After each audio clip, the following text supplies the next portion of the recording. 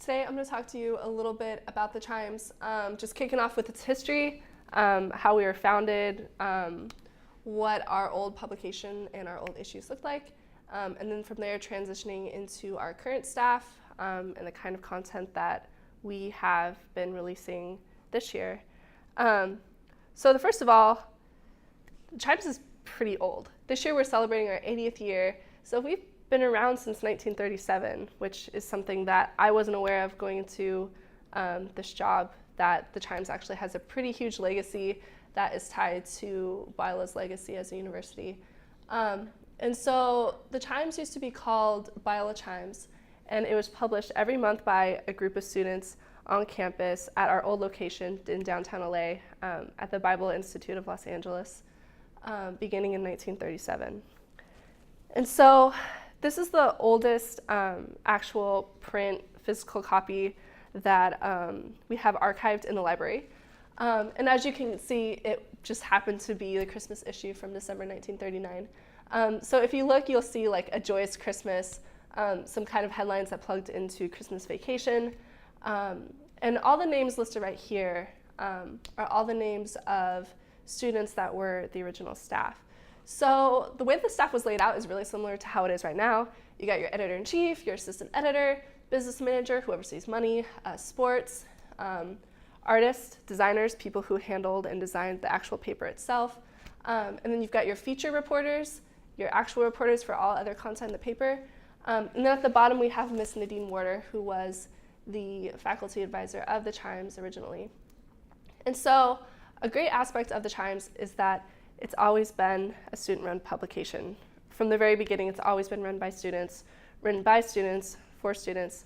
And I think a couple aspects of this original print copy are interesting, and that I realize it's kind of hard to see on the slide, but in the photo at the top right there, I found this funny while I was looking through the archives, but the caption for that photo says "rest after work."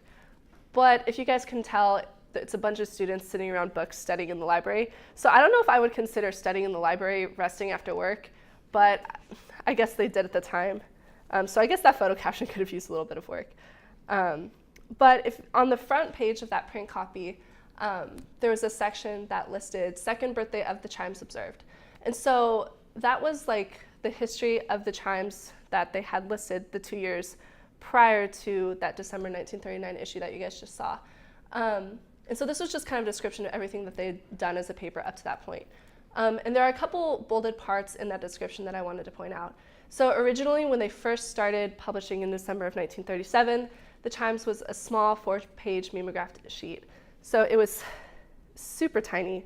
And then it had progressed up to that point where it was 6 to 8 pages. So it was a pretty big publication at the time that was run by students.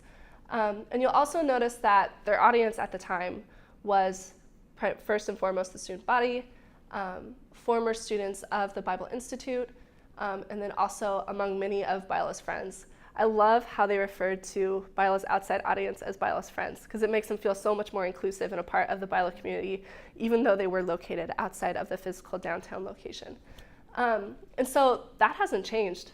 Our audience as the Chimes today is first and foremost the student body. We also write to alumni, students who used to be involved in our campus with the Chimes throughout the years. Biola's friends, Christians outside of Biola's community that speak into topics and find things that are interesting about our campus. But the only thing that they don't have listed on here as far as their audience was faculty and administration, because we also write our content alongside and working with faculty and administration and what's happening over on their end as well. Another thing that I wanted to point out about that description was that at the time, the Chimes had a pretty large audience that they were publishing to. So you'll notice that in this last sentence of the first paragraph, it says, last month, 250 additional copies were sent out through Miss Boehmer's office alone. So let's just give some perspective here. Right now, our student population is just a little over 6,000 students as of this year. And so currently the Chimes' print publication, our circulation is 1,000 copies. So in considering that in 1939, the student population back then was significantly less smaller, and yet they still had to print out 250 additional copies in addition to what they're already printing, was huge. And it shows that even way back then, the chimes had a pretty big audience that they were trying to reach outside of Biola. So I thought that was a really cool perspective as well. And so here's some older issues as well. These are like usually a little bit later. We're looking at 1940s about right now. But one thing you'll notice is that the ink on that one is entirely purple. And then also, it's kind of hard to make it out on the PowerPoint, but the ink on this one is entirely green. Why is that? And the reason for that is because it was a monthly issue.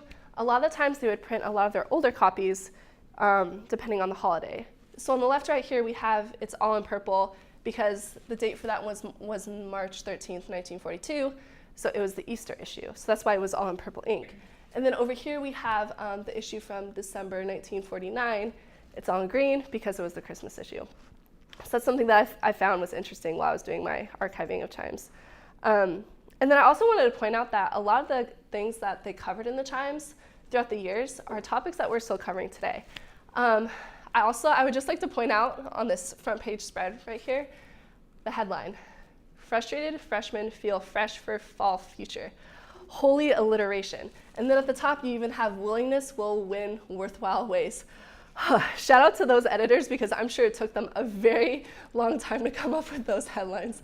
But I wanted to point out a couple things on that front page as well. You'll notice that they have the Dean's Corner, and they're featuring Dr. Sutherland right there. So they gave an opportunity for their president of their university at the time to speak into the content of the paper. And that's something that we do today. Every month we publish a Corey's Corner in our opinion section, and we give him the opportunity to speak into topics happening on campus and also in the world.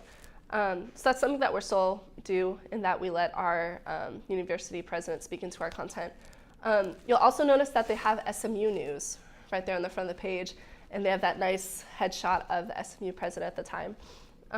Chimes, every week we report on our student government, and then every so often, depending on what's happening with our student missionary union, we still will publish content with those two big organizations on our campus.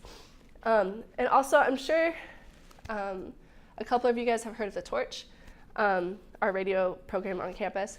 But notice on the bottom right here, Biola Institute has a new radio program.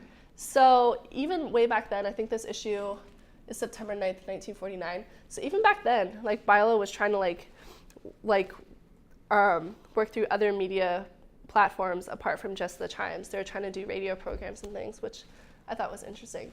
Biola, the chimes has covered a lot of historical aspects.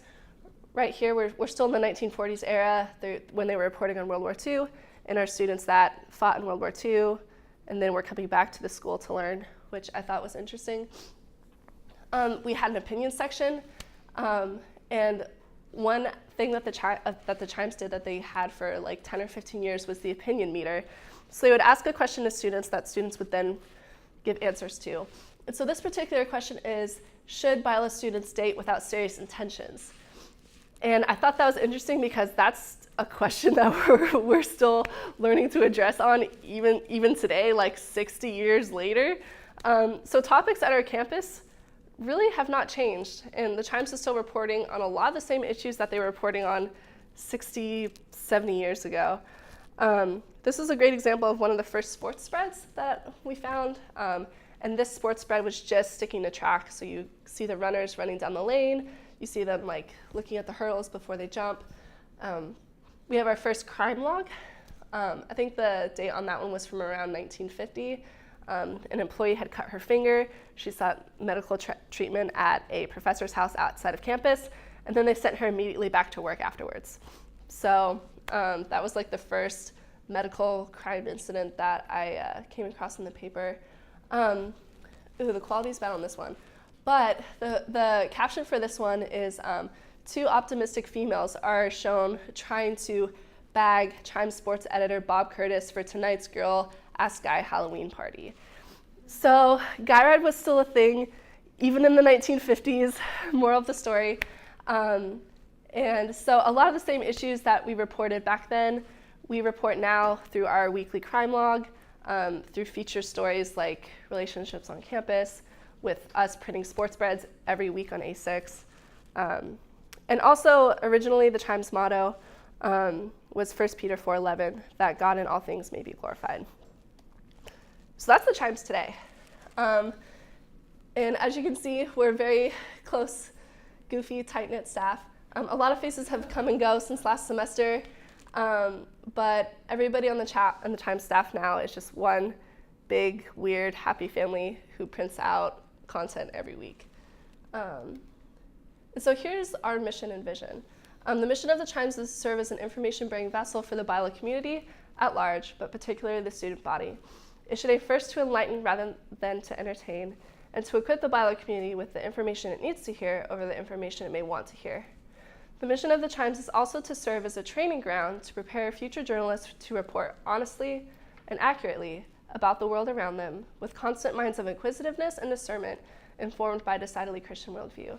So from there, we break that down into our vision, which is communication with our staff, with our campus and our audience, creativity, how do we push the boundaries in design, in photo, in writing, how we publish our content, consistency, making sure that we're being accurate always with our sources and with each other, and how we go about consistently publishing content, and then community, how we function as a staff within ourselves, and also how we go and interact with the Biola community and also audiences outside of Biola as well.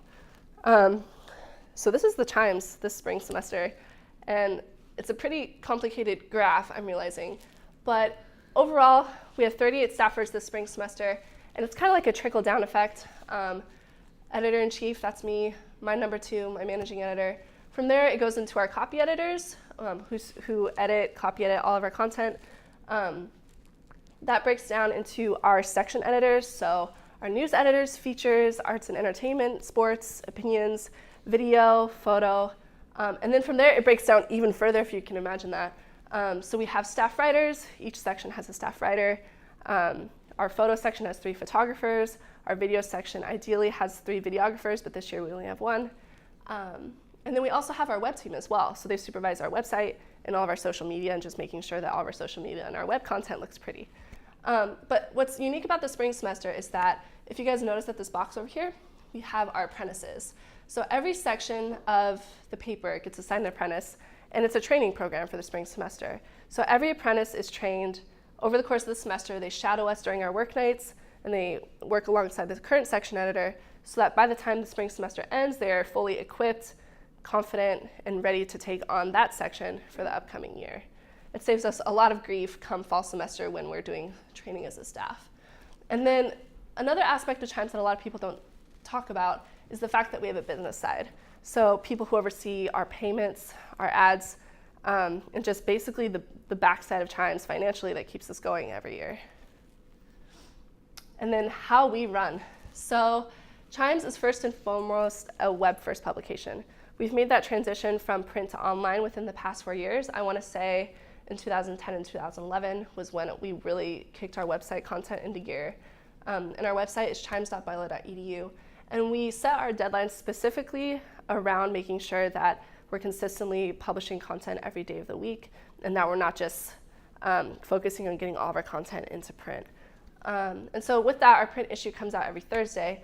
But if there's a developing story on campus where we do need to update the story before it goes into print, we will do that in order to make sure that the information is most accurate by the time it drops on campus. And so this ultra complicated graph right here is our copy editing process. And Chimes has a very thorough copy editing process that we go through with every single one of our writers, our photographers, and our videographers.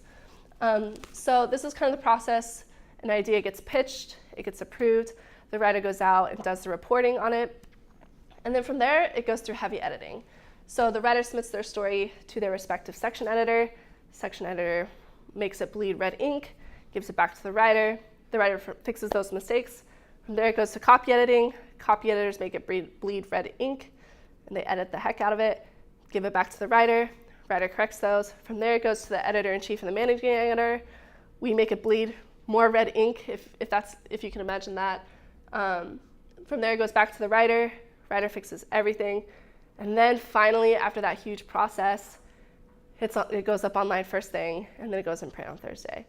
So it's a pretty extensive process that most people don't realize that we go through in publishing content with Chimes, that we have such a heavy editing process.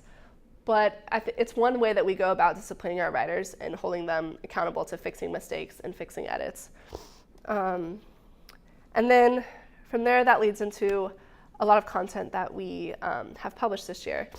So I picked just 3 articles to share some light on and to share some lessons learned that we have took away as a staff. So one of our freelance writers wrote an opinions article about how she felt mock rock is exclusive and in and of itself hurts the Biola community. And so initially when this particular writer went about reporting on it, she did not do a good job checking her sources. She was new to Chimes, political science major. She didn't have a good understanding of what it takes to make sure you're getting all sides of the story. And that was a mistake that her respective section editor made. And so when it went through our copy editing process and when it was published, we got a lot of feedback from people who were involved in groups and also people who were in SPA who were overseeing mock rock regarding these facts that were inaccurate. So we double checked with the writer. We had a sit-down conversation with the writer, asked her how she went about getting her sources, and then we checked with SPA, heard their thoughts, ultimately decided that, okay, there are some facts here that need to be changed and need to be updated. So once we corrected the story and corrected a couple of the facts that were mistaken in the story was fixed and it was updated, and then we didn't hear any critical feedback since. But overall, as far as a lot of the comments we got, we did hear a lot of feedback from people who are actually in the mock rock groups themselves saying, hey, I've been a part of this mock rock group for 4 years. I don't feel like it's been exclusive. It's been a really welcoming place for me. So I don't understand why this opinions article came out. And to that, I say that that's just one opinion that one person on our campus has. It's not reflective of Biola's community as a whole. But this writer felt so strongly about it that she felt like her added perspective here needed to be heard. So while we did hear maybe, I want to say like 10 to 15 comments from people saying like, hey, I don't feel like this opinion is representative of our community, I want to point out at the top, the Facebook likes, 340 Facebook likes. It was probably our top article as far as feedback goes for the week. So even though we did hear back from people, we got like 10 or 15 comments back from people saying that they don't feel like this is representative of our community. Obviously, 340 people agreed with her perspective and that they do feel like mock rock could be exclusive. So that was some of the feedback that we got from this one. And ultimately, we did have conversations with our opinions section about how we go about making sure we're getting both sides of the issue and how we fact check. So it was a learning experience for that writer and also for myself and for the opinions editor. All right, and so this is a good example of how the Chimes went about reporting on a national issue that relates to Biola's campus. So this happened the day that Violence Equal Ground and Soul Force, which is, like it says right there in the lead, it's a national lesbian, gay, bisexual, transgender activism group. This was the day that they came onto campus and protested in front of Metzger regarding Biola's decision to file for a partial exemption of Title IX. And so my news team found themselves wondering, gosh, where do we even begin to report this? So they started first by going to the actual protest itself, trying to get an understanding of who was there, why are they protesting. And then once the protest group was asked to leave because they did not get permission from the university to be there to protest, then we found ourselves asking a lot of questions, being in really good communication with Metzger regarding their process for going about this partial exemption. And so we were in communication with the university very closely on this one, just to make sure that we were getting our facts straight. But as you can see, we obviously did not get all of our facts straight because we have an updated stamp right there on the bottom. So with this story, it was tough for my news team in that they were trying to figure out how to navigate this national topic that is occurring right now on our campus. And how do we go about making sure that both sides are being represented here. So it ended up being a really good learning experience for my new staff, and learning like how to properly navigate between students and administration on this issue. And this story, as far as Facebook likes go, at the top of the page it says got 86 likes for the reporting on it. So there's that issue. And then here's the most recent news happening on our campus that I'm sure most people in the room have been aware of. And so this story has been a huge learning experience for our staff that we're still in the midst of processing.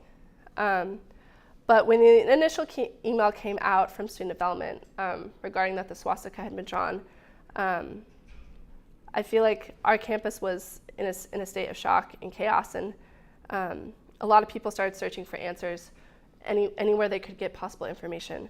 And so a lot of people came to us asking us for answers like, why haven't you guys reported on this yet? This is a huge story. Like, what's going on? Like, you are our newspaper.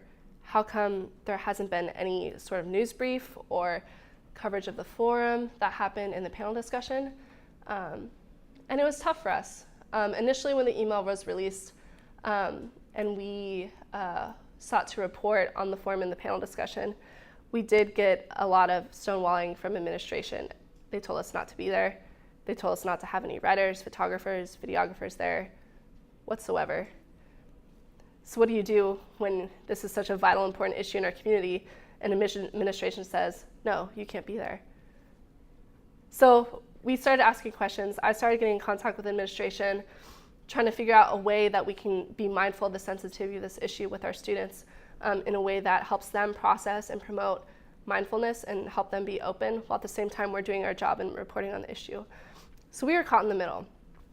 And what ended up happening was that I was able to work with administration, with our communications department on this, so that we could at least be there at the forum, but we were not allowed to take photos of anybody that was sharing thoughts, any of the panel speakers. Our videographers were still not allowed to be there actually reporting on students. But afterwards, what they allowed us to do was that after the forum, if we wanted to approach people afterwards and ask them for direct quotes or maybe get shots of students while they were at the forum leaving, we could, with their permission, was what ended up happening. So we went about getting those quotes from students that were at the forum.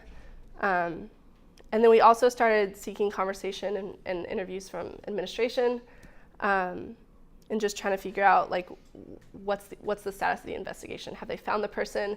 How are people on the floor doing? We reached out to students at Blackstone, trying to figure out how's the floor doing? How's the dorm doing?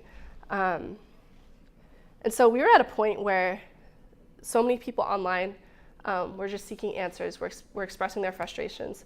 People from outside of Biola's campus, ABC7, OC Register, even our own students were writing open letters, and they were just trying to process whatever they can, and they took to online, which is natural. I understand that instinct. And so we were caught in the middle of trying to sort out questions from actual facts and answers that we could provide. And so, but at the same time, we hesitated. And it took way too long for us to get the article that you guys see on the left published, just because we were trying to sort out fact from a lot of fear that people were having online. So with that, I had to release a statement explaining why our coverage has been so slow, that we're working on it, that we're trying to address all sides and all facts here. Just to let people know, reassure them that your campus newspaper is working to get this story out for you, and we are doing our best that we can right now. Stay tuned. Total PR move, but at the same time, we needed to reassure people and our student body and people that are looking to the Chimes that we are working on this. And so then we had this opinions article come out, written by Tim Seeberger, our opinion staff writer, and it's been good. We've received a lot of silence, which my web editor over there has told me that silence is good, and that it gives people time, a lot of process and time to like think over the words that were being said. And I think it's received like 37 views or something on Facebook so far. So that's been a lot of good feedback on that one. And then by the time the news story was released, very, very early on Thursday morning at like 4 or 5 in the morning, once it went through 6 hours of serious heavy editing, we've received silence on that one too. You'll notice that it has 0 comments at the top. So I think right now, like, a lot of answers have been provided through this article. We've received a lot of good feedback from journalism faculty and from students saying thank you. Like, a lot of things that were happening online, I had answers and I had a lot of questions about, but I think that the article that you guys provided covered the grounds of what was happening on campus. So it was a learning experience for the staff that they're still in the midst of processing right now. And it's something that we're going to have discussions about this upcoming week in light of the day of prayer on Wednesday. But I think overall, lessons learned, don't hesitate. We could have easily have provided a news brief on the email itself, and as things developed and came out, we could have easily have updated it. That's a lesson that we've discussed and talked about across staff. So yeah. And with that, I pass things along to Brittany. Yeah. So my name is Brittany Kyle. I am the current editor-in-chief of the Biola, which is the yearbook. I did high school yearbook for 3 years, and then I was the assistant to the editor last year, and I am going to be the editor-in-chief again for my senior year next year.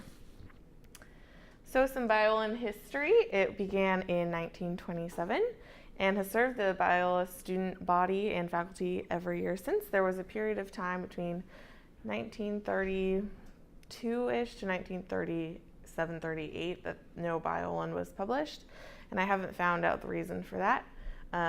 We just don't have a log of those yearbooks. The Biola showcases student life, education, faith in an integral and theme-driven manner, and it started out as a smaller book and had small photos, and it has grown with its technology and student population to its present 240 pages with a lot of large full-color photographs and progressive design. The Biola is run by a staff of 10. We had 11 for a small period of time this past year, and it is funded by student fees, so that everyone at the end of the year has the opportunity to pick up and receive a book. However, sometimes some students don't pick up their book, which is sad because they paid for it. So yearbooks are archived in the library, and the website that anyone can go to is libguides.biola.edu/Biola. I tried pulling some photos for you guys for the books that I don't have, and that site wasn't working. It said 404 error, but it worked a few weeks ago, so I was a little confused. So hopefully that won't come up again. Just in case people want to look at them like I did. They were there a few weeks ago, and they're really fun to look at because they have yearbooks from 1927 all the way to last year, and at the end of this year we're going to be putting up the new Biola onto that library source if it works. So I found this 1968 yearbook that had a photo that reminded me a lot of the photo we had in our 2014 yearbook. This is from 1968 on the left and 2014 on the right. I just thought I'd throw that in there because it was really interesting, just the style of the students and how both are in front of the Chase Gymnasium. So the Biola is again run by a staff of 10 people typically.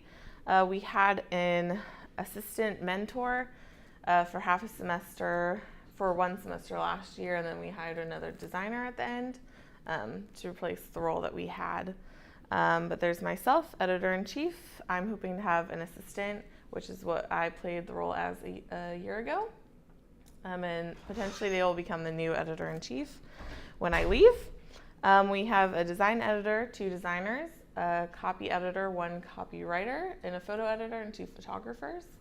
That's typical. It's been that way for many years. And looking through old yearbooks, I would find that that number kind of varied lots of years ago and more kind of in the past 10 years. I think about 10 people is a good amount. That way people will have enough to do and we'll have enough hours to be paid somewhat. And then, so we hired spring. So this spring I'm going to start my hiring process, interviews and stuff like that. We work from August to May. Our work process is somewhat the same. We have our editors who edit the copywriter's work, same with photography, same with design. It all gets run by me, who I edit all those things as well, and I make sure that we're putting in good content and appropriate content that fits with the spreads. And then our book comes out this year. It's coming out May 6th. We have a dedication in Chase Gym, and so we're going to dedicate our book to someone. I'm really excited. And anyone can come after that chapel and pick up their yearbook, as well as May 9th through 13th, we're going to be in front of the sub handing out yearbooks as well. Throughout our staff as well, we also have weekly meetings, editors meetings, and then all staff meetings. We have 3 large submissions with our Walsworth Publishing Company that we have to meet. Those are hard deadlines. We will be fined if we don't meet them. And then I have multiple other deadlines that are weekly or every 2 weeks for my staff. And Walsworth Publishing is the group that we use to make our book. So I wanted to include why yearbook matters because it's very important for me, and I think that because yearbooks have been a thing for so long, I think it's easy to see why they're important. They capture memories frozen in time, events that happen, the things that change, memories that can only be remembered again by opening the cover. Can't see the same things while you're scrolling through social media, and that's why yearbook is actually a necessity. They'll never go out of style. They've been around for a long time, and when they come across, they're a treat to look at. No matter how old their users grow. The moment a yearbook is opened later, a flood of all types of memories will resurface. I don't know if you felt like that, but I definitely have. And I wanted to include this picture because it holds special meaning for myself. The 84, 85, 86, 87 are the yearbooks from when my parents went to Biola. And at the bottom, 2014, 2015, and soon 2016 are the yearbooks from my time here. So that's really special for me, and I get to go back and look in those and see my parents. So that's something really special. So this year I wanted to talk about kind of how we were trying to do something different, and that goes along with our copy. But first, the theme of this year's Biola emphasized honest, authentic, and most importantly, personal experience. We on the Biola team are passionate about recording the authentic stories of the individuals on campus, allowing students to share their true stories transparently. And our goal was to take kind of a black and white approach to reliably represent the experiences of individuals on campus through our design, photography, and copy. And our title for this was Breaking and Embracing the Biola Bubble, because yearbook basically only embraces the Biola Bubble. We try to stay with the stories from our on-campus individuals. And then this copy from this year is told through a single narrative rather than quotes placed throughout the story, placed into a third-person copywriter, editor piece. I just chose a kind of random example that you can't read at all, I'm sorry, from the 6, 7, 13, 14, and 15, 16 this year's book, just to show, which you can't see at all, I'm sorry, but just how it's typically written. They find people to interview, get a small quote here and there, and then just the piece kind of continues as, here's the facts, here's what happened. And this year we wanted to do that differently by going out with our interviews, our copywriters going out and getting interviews from people and having it truly just be their story so that students can kind of get a look into what a student who experienced that or were a part of that, just something that you wouldn't know unless you read that piece or found out or asked that person. So I think that's something that's unique to this year and I'm really excited for. And then I just wanted to throw in some spreads from this year that you'll see in this year's book. Theme, OCC, Nation Ball, and Score Conference. As you can see, there are those larger stories by that singular student with our large pictures. Senior journalism major with an emphasis in writing and publishing, and I am this year's editor-in-chief of The Point magazine, which is Biola's student-run magazine. Here is a picture of our staff. This was our staff photo from last semester. What a bunch of fun-loving individuals. So a little bit about us. Our tagline slogan is by students for students, and like I said, we're Biola's campus magazine and a publication of Biola University's journalism department. We release one issue per semester the week before finals week, and we cover college life and the world beyond. A little bit about magazine versus newspaper. The cool thing about The Point is that it's long-form journalism, which affords us the possibility to examine issues in more depth than the space of a newspaper would allow. And we are a lot younger of a publication than the Biola or the Chimes because we were founded in, nope, that's incorrect, spring 2006, and it's actually our 10th birthday this semester. And that is a picture of Anna Pritchett and Jill White, 2 of our staff members at distribution last semester. A little bit about how The Point works. It's kind of a hierarchical system headed by the editor-in-chief, supported by the managing editor, art director, and photo editor, each in charge of their respective field of expertise, whether that's design, photo, or writing. We produce 10 stories in each issue, and each story is put together by a story team, which is a little brainstorming squad consisting of a story editor, writer, photographer, and designer. One of the stories actually has an illustrator though, which is a cool change that we have implemented this year. And then there's the copy editor who makes sure we have flawless mechanics and grammar.